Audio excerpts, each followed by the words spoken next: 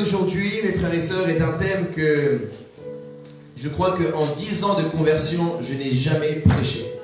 Pourquoi? Parce que je n'ai jamais aimé parler de cela. Mais avec le temps, dans la vie, il y a des choses que nous voyons, que nous apprenons. Dieu nous enseigne. Et la Bible dit, donnez gratuitement ce que vous avez reçu gratuitement. Amen. Si nous donnons la vie éternelle, c'est parce que nous avons reçu gratuitement la vie éternelle.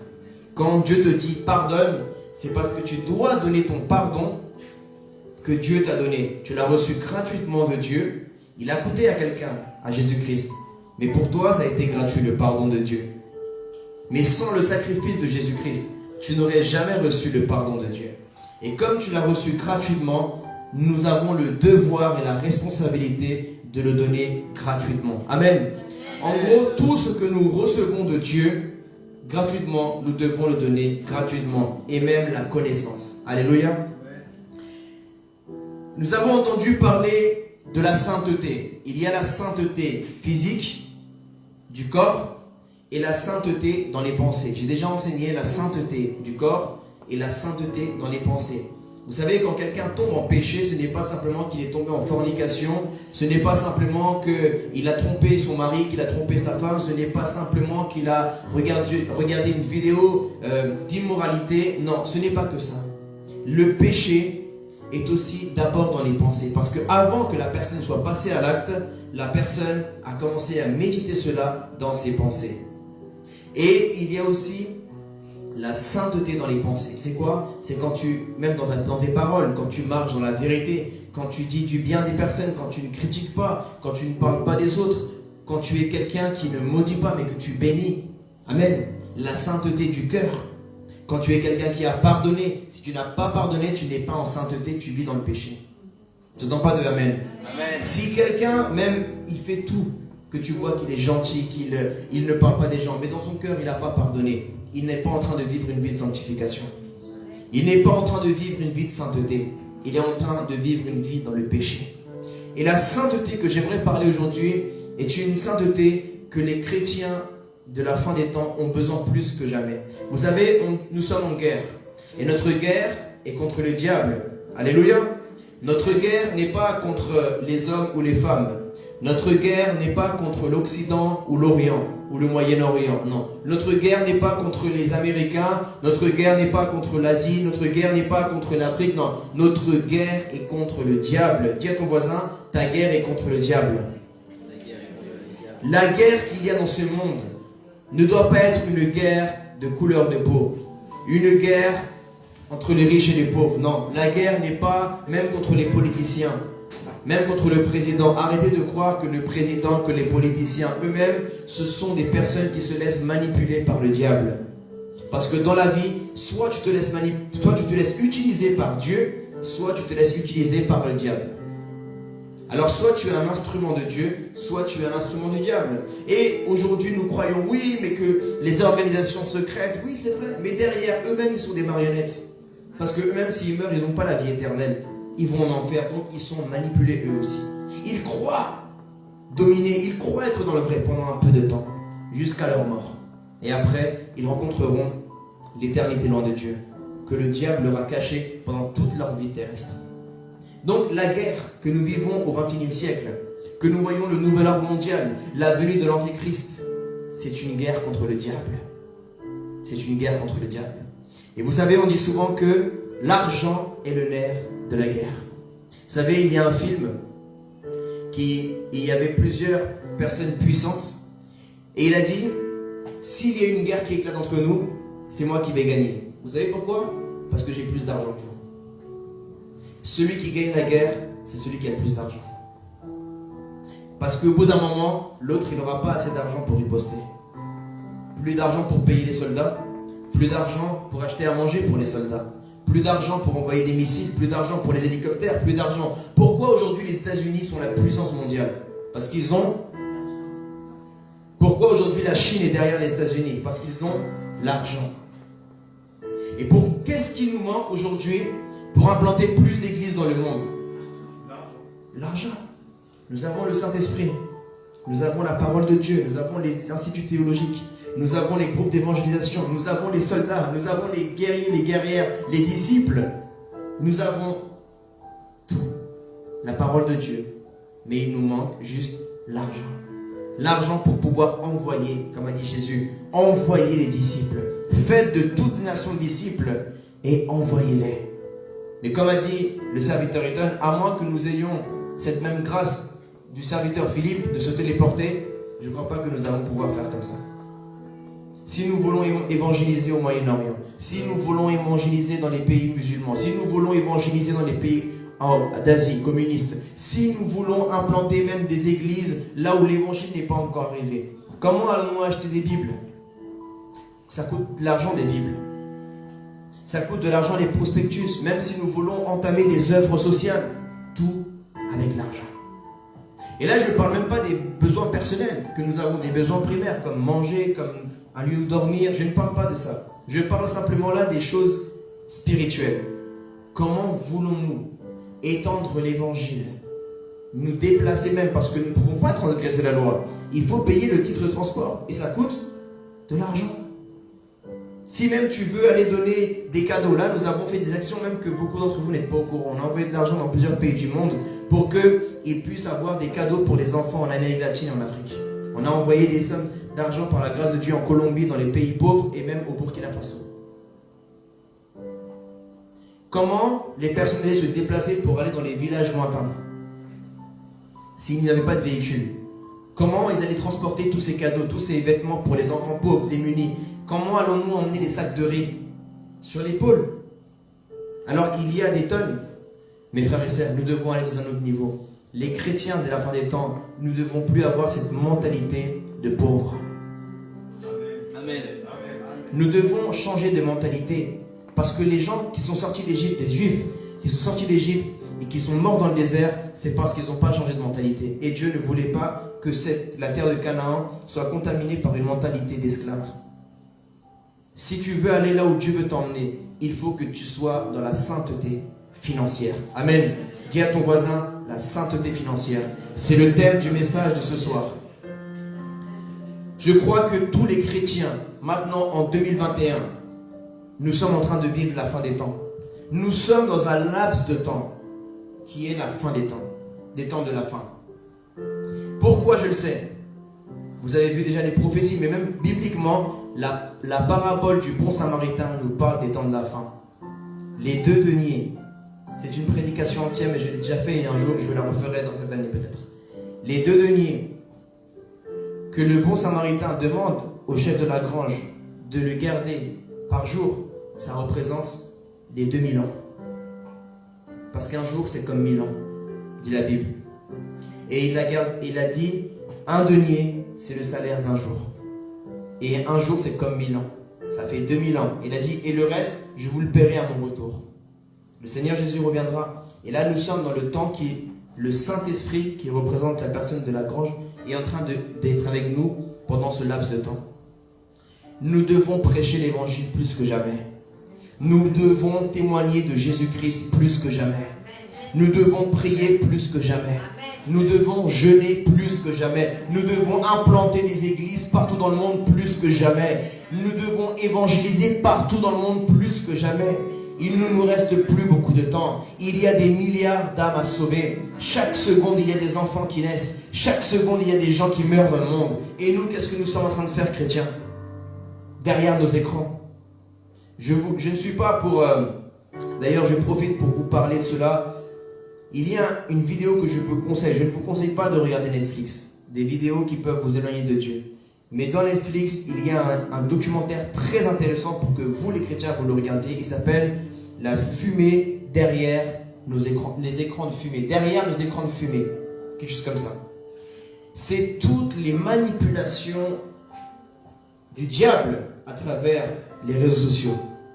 C'est tout un système qui est créé pour distraire l'être humain. Et vous êtes comme du bétail.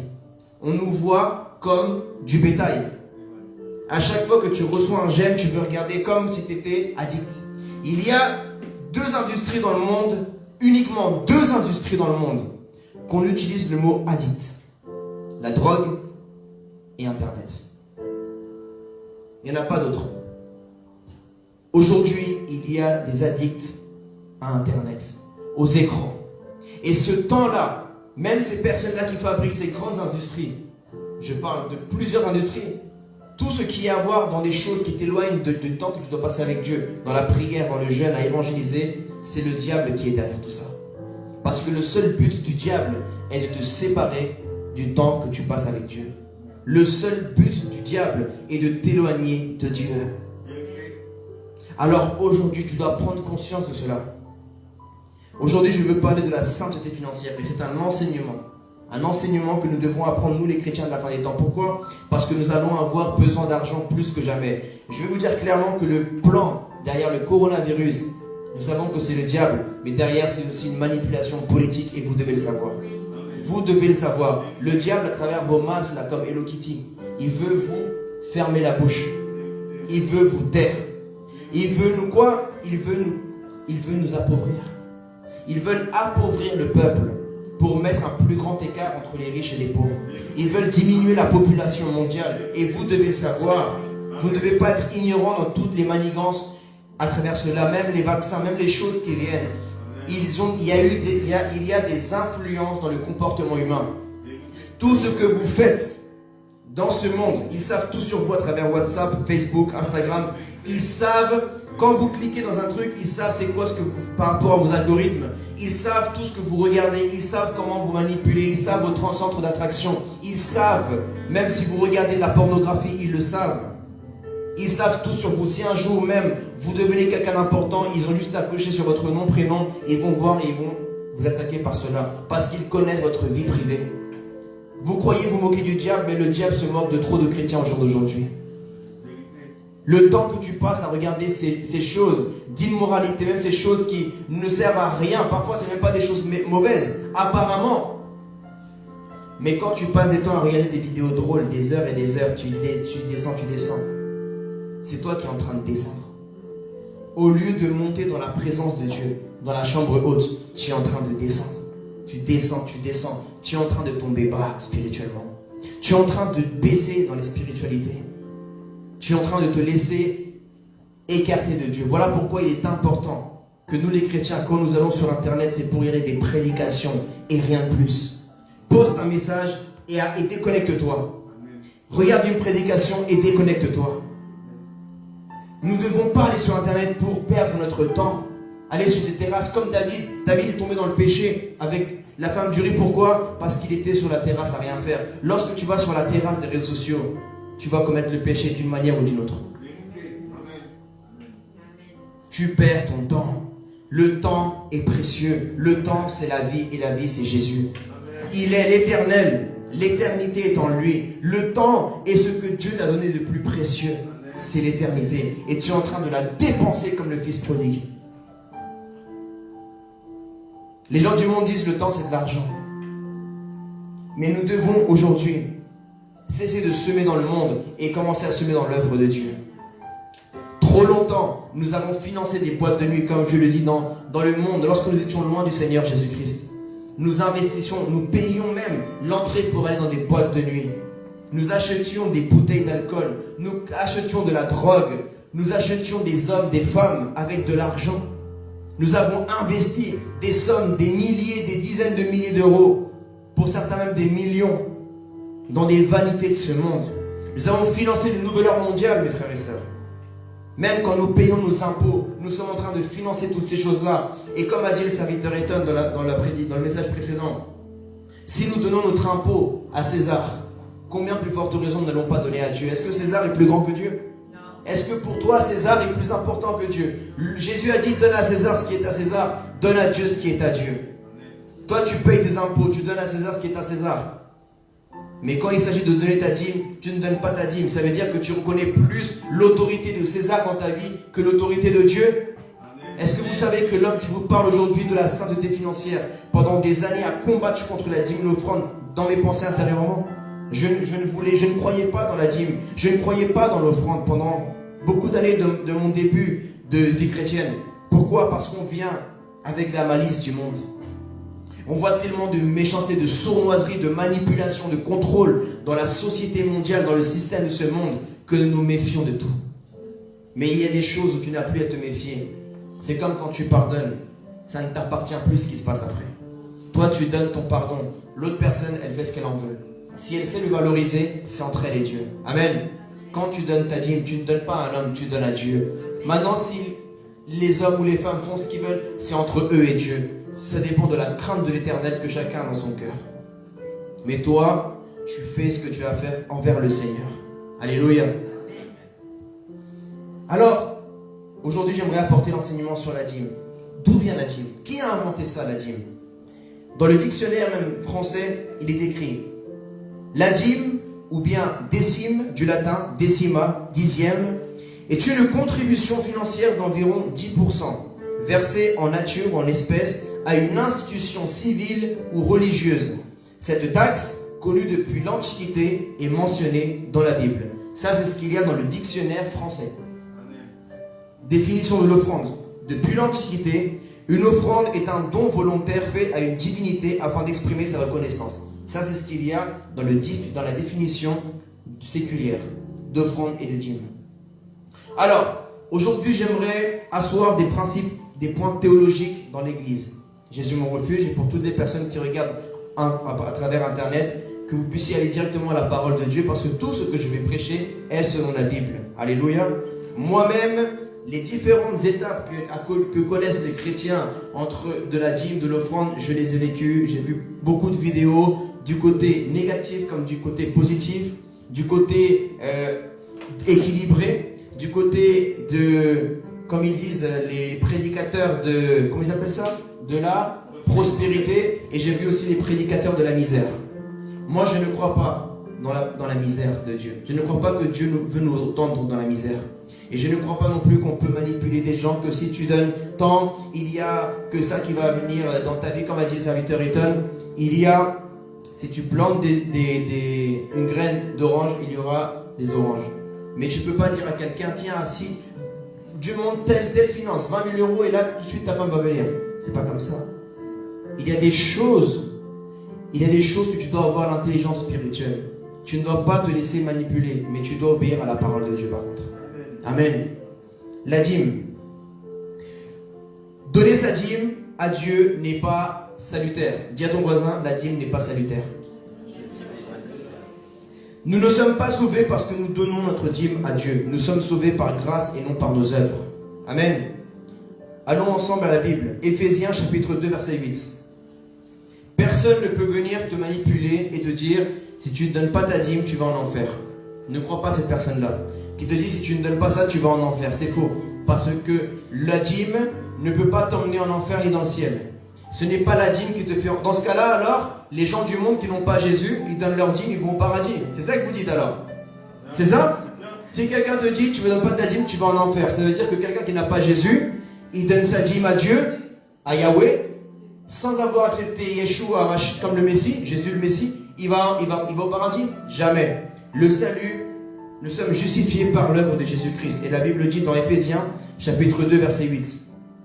En effet, c'est par la grâce que vous êtes sauvés. C'est par la dîme ou par la grâce? Par la grâce. Que vous êtes sauvés. Par le moyen de la dîme.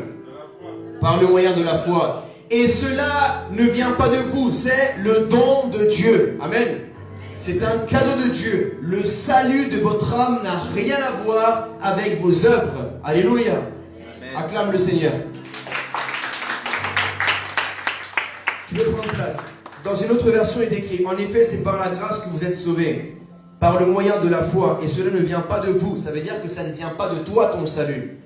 Ça ne vient pas parce que tu donnes ta dîme ou tu ne donnes pas ta dîme. Personne ne peut venir te manipuler, te dire, si tu ne donnes pas ta dîme, tu vas iras en enfer. C'est un mensonge du diable. Ce n'est pas par les œuvres afin que personne ne puisse se vanter. Si toi tu penses aller au ciel parce que tu donnes ta dîme, tu es en train de te vanter devant Dieu. Dis à ton voisin, ne te vante pas devant Dieu.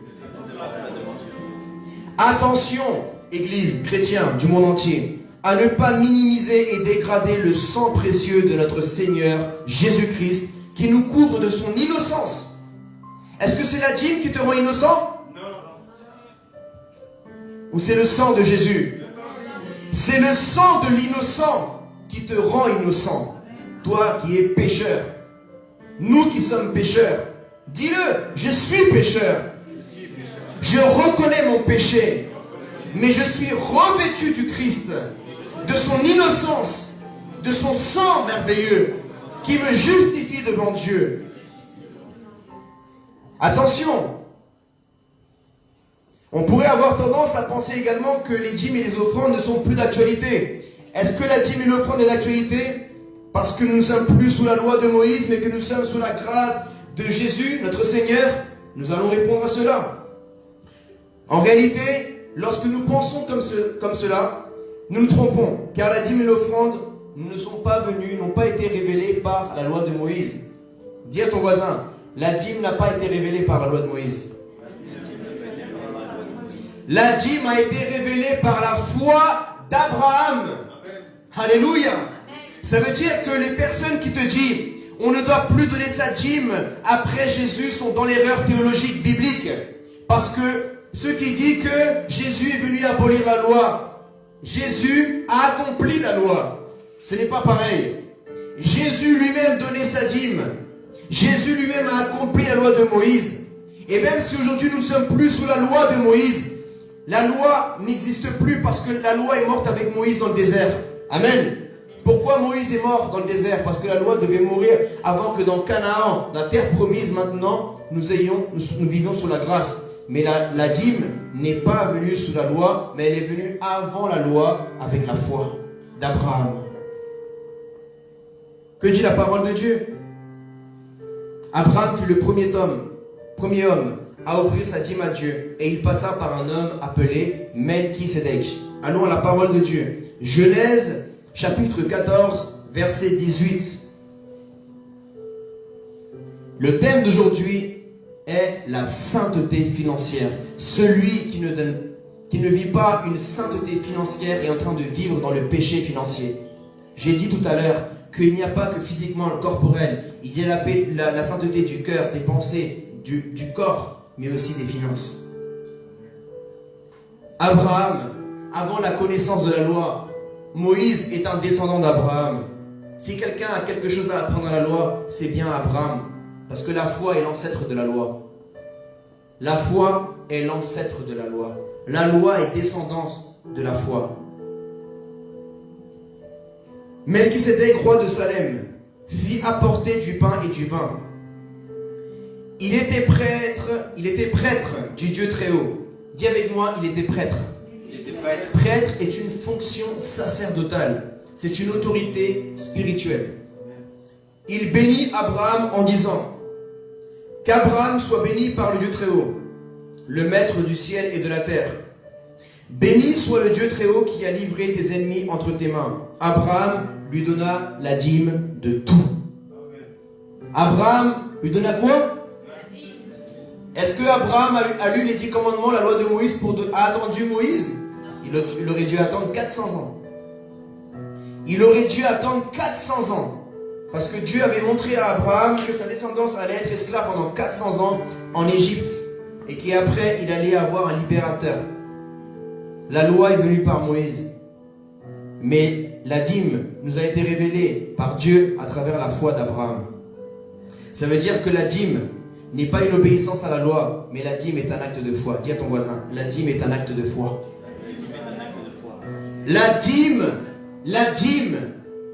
n'est pas salutaire et la dîme n'est pas uniquement un acte d'obéissance à la loi, mais la dîme est un acte de foi.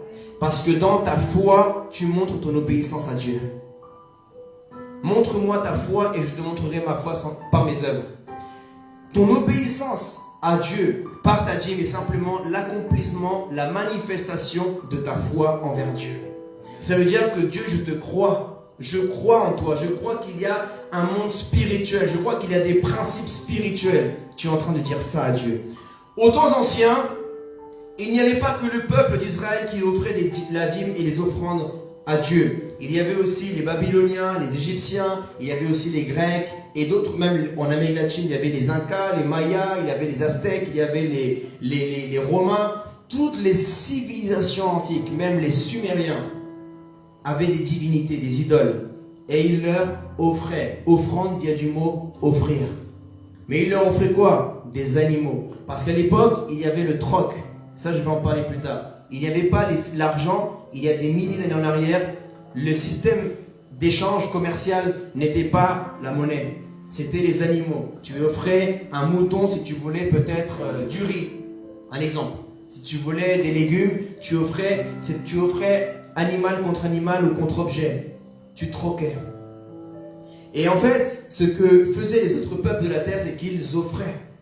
Parce qu'ils étaient reconnaissants envers leur divinité. Donner sa dîme à Dieu est un acte de reconnaissance.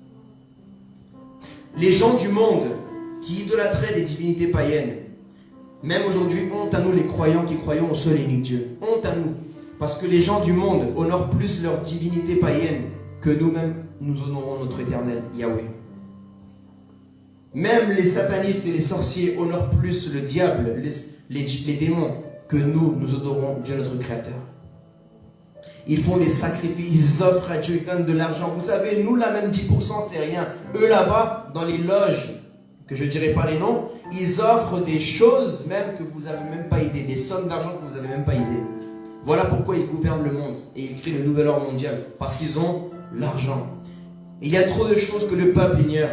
Juste le fait que le Parlement européen, chaque mois, pendant 4 jours, les gens de Bruxelles, qui sont dans le Parlement européen, vont pendant 4 jours à Strasbourg et ça coûte des millions d'euros par an. Ça coûte des millions d'euros par an. Mais il y a un but à tout cela. Eux, ils donnent l'argent. Voilà pourquoi dans les sociétés secrètes, c'est que des médecins, des avocats, des politiciens, parce qu'ils veulent l'argent. Et leur Dieu s'appelle Mammon. L'argent. L'argent. Mais Dieu est plus grand que Mammon. Amen. Amen. L'or et l'argent n'appartiennent pas à Mammon. L'or et l'argent appartiennent à l'Éternel des armées, à Yahweh. Amen. Mais nous-mêmes, nous avons contribué au nouvel ordre mondial. Nous-mêmes. Comme les Juifs qui étaient à Babylone. Comme les Juifs qui étaient en Égypte. Et qui ne voulaient pas aller adorer l'Éternel dans le désert. Nous montrons parfois par nos vies financières que nous voulons rester à Babylone. Que nous voulons vivre selon Égypte. Au lieu de vivre selon les principes de Dieu. Abraham a donné sa dîme de tout. Maintenant, il y a quelque chose de très intéressant. Qui a vu Dieu ici? Personne n'a vu Dieu. C'est vrai. Autant de peuples d'Israël, qui avait déjà vu Dieu? Personne. Alors, comment est-ce qu'ils offrent leur dîme à Dieu? Personne ne peut dire, bon, Dieu, je vais la laisser là, et je vais partir, et tu viendras la prendre quand je partirai. Personne n'a vu ça. Le peuple d'Israël passait par les prêtres et les sacrificateurs, les Lévites. Et c'est ça que nous allons étudier ensemble. Parce que ce sont des principes bibliques que Dieu a définis dans les anciens temps afin que nous puissions les vivre aujourd'hui dans l'église de Dieu. Il est décrit. Alors, nous voyons par là que la dîme s'offre à Dieu par l'intermédiaire d'une autorité spirituelle que Dieu a établie dans notre vie ou à l'église où vous assistez. Pour ma part, moi, pasteur Semaïas, je donne ma dîme à mon autorité spirituelle, à mes pasteurs, mes parents spirituels. Moi-même, j'ai des autorités spirituelles qui m'ont consacré et que je vis même, quand je fais des choses, je demande même leur accord. Pour me déplacer, avant d'un projet d'implantation d'église, j'appelle mon père spirituel. J'ai reçu ça du Seigneur, j'ai comme projet de faire cela.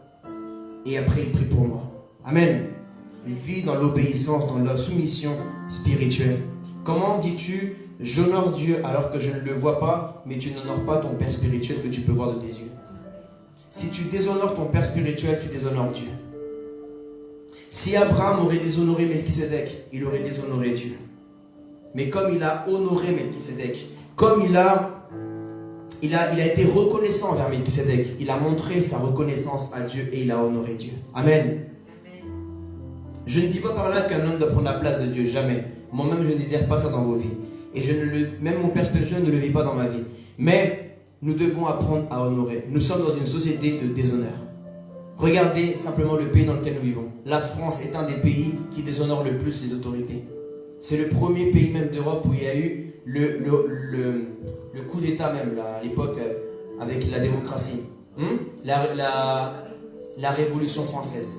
c'est connu dans le monde entier. Nous sommes dans un des pays mondialement connus pour déshonorer les autorités. J'ai été choqué un jour, même aux informations de la télé, je ne dirais pas le nom de la chaîne.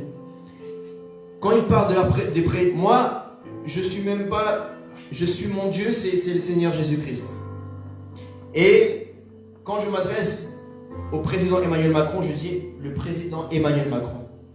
Ce monde a une telle mentalité de déshonneur et d'insoumission et de rébellion que lorsqu'ils parlent de leur propre président, ils disent Macron.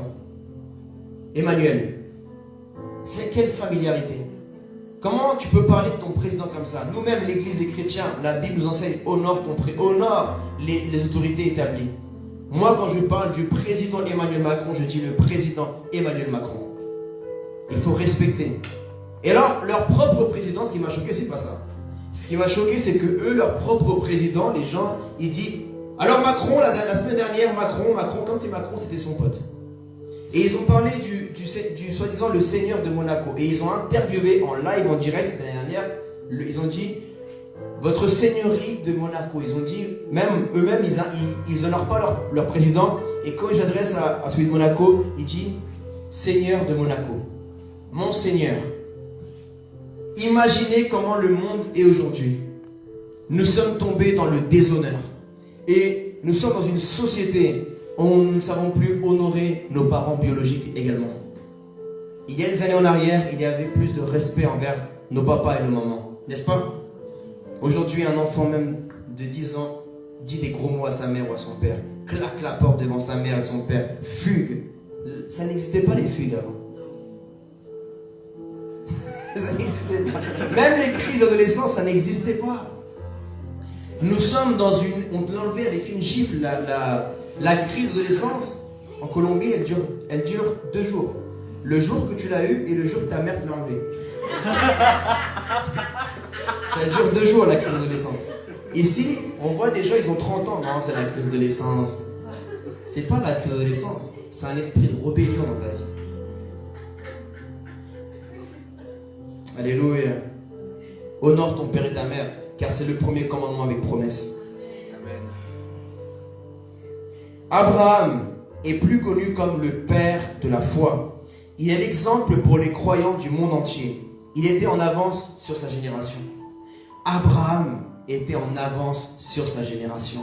Il avait une révélation que les gens de son époque n'avaient pas. Il avait une compréhension spirituelle que les gens de son époque n'avaient pas sur les finances. Voilà pourquoi Abraham a tellement été béni et a fructifié financièrement. Il a prospéré par rapport à d'autres personnes. Même d'autres rois qui étaient proches de lui, ils sont venus vers lui pour lui dire promets-moi, faisons alliance parce que je vois que tu commences à avoir trop de richesses et tes serviteurs deviennent trop nombreux. Promets-moi que tu ne vas pas attaquer mon peuple. Il commençait à avoir peur d'Abraham tellement ses richesses étaient en train de prospérer parce qu'il était en avance sur la révélation de la dîme. Que dit la parole de Dieu? Matthieu chapitre 15, verset 28. Il y a eu 2 personnes qui ont impressionné le Seigneur Jésus-Christ. Et à chaque fois, c'est quoi qui a impressionné? C'est leur foi. Car la foi est un acte d'obéissance. Matthieu chapitre 15, verset 28. Matthieu chapitre 15, verset 28. Alors Jésus dit, femme, ta foi est grande. Ta quoi? Ta foi est grande. Ta foi est grande. Sois traité conformément à ton désir. À partir de ce moment, sa fille fut guérie. Pourquoi est-ce que sa fille fut guérie? Parce que la foi de sa maman était grande. Tes finances vont être guéries, tes finances vont être restaurées. Parce que tu vas agir avec foi dans ta vie financière. Tu vois les gens du monde prospérer financièrement. Tu vois, parce qu'il y a aussi quelque chose que je veux parler dans le milieu chrétien, la paresse. Dis à ton voisin, ne sois pas dans la paresse. Il y a les principes de la dîme et l'offrande, certes, mais il faut aussi travailler. Car la Bible parle également que celui qui ne travaille pas, que ne mange pas. Même si tu ne travailles pas pour le monde séculier, travaille pour l'œuvre de Dieu. Mais ne reste pas toute la journée à dormir dans ton lit en attendant que l'argent va te tomber du ciel. Jamais. tu dois bosser. Nous-mêmes, les pasteurs qui sont à plein temps, nous passons notre temps à évangéliser dans les rues. Et je ne dis pas ça pour me vanter, mais personne évangélise. Je me suis mis une discipline. Je refuse qu'une de mes brebis évangélise plus que moi. Le berger doit donner l'exemple. Comment je peux vous dire, regardez, il y a dans les niveaux ministériels des choses que vous allez commencer à établir dans votre vie. Comment est-ce que c'est les enfants qui donnent l'exemple aux parents? Celui qui doit le plus prier dans l'église, c'est le père et la mère. Dans une famille, c'est le père et la mère. Celui qui doit le plus jeûner, c'est les pasteurs. Celui qui doit le plus évangéliser, gagner les âmes, c'est les pasteurs. C'est les parents spirituels qui donnent l'exemple aux enfants. Est-ce que vous savez que moi, je donne plus que ma dîme? C'est un mystère que je vous donne. Si toi, tu veux avoir un salaire de 4... C'est quoi ton attente? Tu veux avoir un salaire de 5 000 euros. Et bien, tu vas agir par la foi. Moi, c'est un principe que je vis dans ma vie. Si tu veux avoir un salaire de 10 000 euros par mois, et ben, tu vas donner une dîme comme si tu l'avais déjà reçue, au nom de Jésus. Amen. N'attends pas. La foi n'est pas de voir maintenant comme si tu le vivais. La foi, c'est de faire comme si les choses étaient déjà maintenant. Tu n'es pas encore guéri humainement, mais tu dis, je suis guéri au nom de Jésus.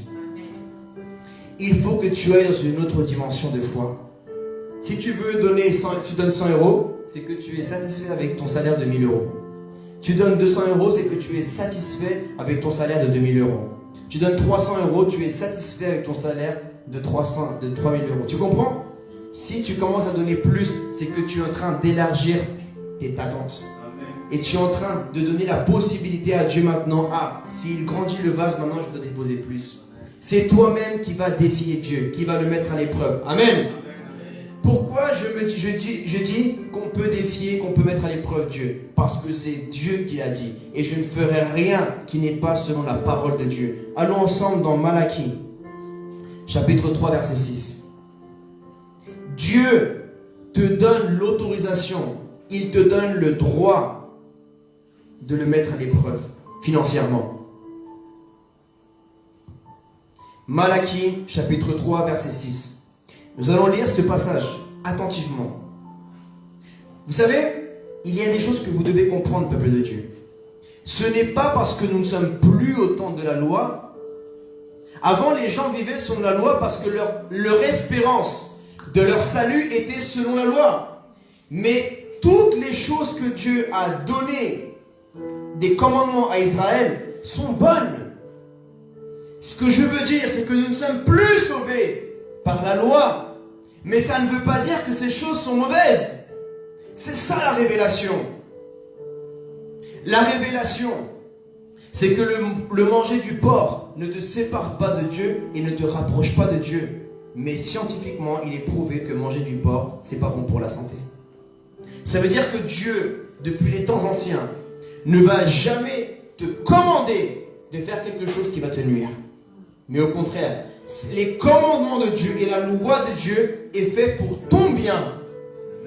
Dieu, il a tout. Dis avec moi, Dieu, il a tout. Dieu, il n'a besoin rien de toi. Il n'a besoin rien de toi, il n'a rien besoin. Si il te donne l'opportunité, c'est pour toi. C'est parce qu'il y a cette loi spirituelle que, quand a dit le serviteur Ethan, que quand tu sèmes, tu récoltes. C'est pour toi qui fais ça. La Bible dit, l'or et l'argent appartient à Dieu. Est-ce que tu as besoin de ton argent? C'est déjà à lui. Qui t'a donné cet argent même? Il ne te demande pas tout ton argent. Ça veut dire que lui-même, c'est comme si moi, un exemple, je donne 1000 euros à mon fils. Et je dis, fils, des 1000 euros que je te donne, par l'obéissance que je veux que tu fasses, donne-moi simplement 100, la dîme, et je te donnerai plus. Ça veut dire que Dieu ne te demande pas tout, il te demande juste le 10%. Mais dans ces principes-là, il y a des mystères que tu dois vivre. Moi-même, je les vis aujourd'hui.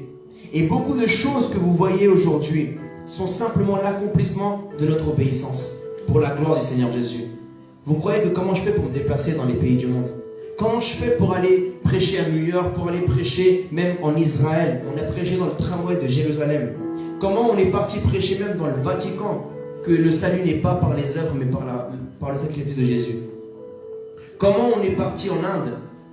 comment on est parti en Amérique latine, comment on est parti dans les favelas, dans les quartiers où il y a la délinquance, comment on est parti dans les quartiers musulmans prêcher Jésus-Christ Seigneur et Sauveur. Comment? Alors qu'on n'a pas plus d'argent que des politiciens, parce qu'on est des hommes et des femmes de foi. Amen. Combien de fois Dieu m'a pas ordonné, va là-bas, Seigneur, tout ce que j'ai c'est le prix de mon billet. Si j'achète ce billet, j'ai plus d'argent. Il me dit quoi? Non, ok, fais comme tu veux, fils. Si tu veux en rester là, reste là et tu continueras à être quelqu'un de normal. Et je dis, ah Seigneur, là tu me prends par les sentiments. Si tu fais pas toi, fils, j'enverrai quelqu'un d'autre qui lui aura la foi. Pareil que toi. Ça se trouve, lui, il n'aura même pas les 1000 euros, mais il va tout faire pour les trouver et il restera avec rien du tout, mais il ira prêcher l'évangile là où je lui dirai. Amen. Combien de fois Dieu m'a pas demandé ça? Il m'a dit, va, quand je me suis mis à plein temps pour le Seigneur, va au Mexique, Seigneur. J'ai que 1000 euros économisés, tu me demandes de payer un billet à 1000 euros pour aller au Mexique prêcher l'évangile à des gens qui connaissent déjà Jésus. Il m'a dit, non, Mexique, tu crois qu'ils connaissent Jésus? Parce qu'il dit Jésus, c'est là où il y a les plus grands cartels. C'est là où il y a le plus de prostitution, la drogue. Si je serais là-bas, il n'y aurait plus de cartel de drogue. Il n'y aurait plus de prostitution, il n'y aurait plus de meurtre. Ils ne me connaissent pas. Ils ne connaissent que mon nom, mais ils ne m'ont pas dans leur cœur. Je dis, c'est vrai, Seigneur. Et je suis parti. J'ai dit, Seigneur, si j'y vais pas, tu enverras quelqu'un d'autre. Et moi, je suis un violent. J'arrache ma bénédiction. Amen. Je suis parti.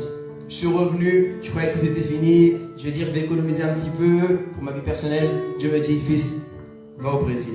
Oh Seigneur, ils sont déjà Jésus les Brésiliens, qu'est-ce que tu veux que je fasse là-bas? C'est même eux qui vont t'évangéliser. Fils, il y a des favelas, il y a de la prostitution, il y a des meurtres, il y a la drogue. Je veux que tu parles aux drogués, je veux que tu parles aux prostituées, je veux que tu parles à toutes ces personnes qui ne me connaissent pas. Mais Seigneur, ok fils, t'inquiète pas. Si tu vas pas, si tu n'es pas prêt à faire cet acte de foi, je choisirai quelqu'un d'autre qui lui le fera. Non, c'est bon, c'est. Allez, Brésil, tac. Je reviens, je peux être tranquille. Dieu me dit, va en Colombie. Ah Seigneur, je voulais évangéliser. Gardez un petit peu, j'ai des projets moi aussi.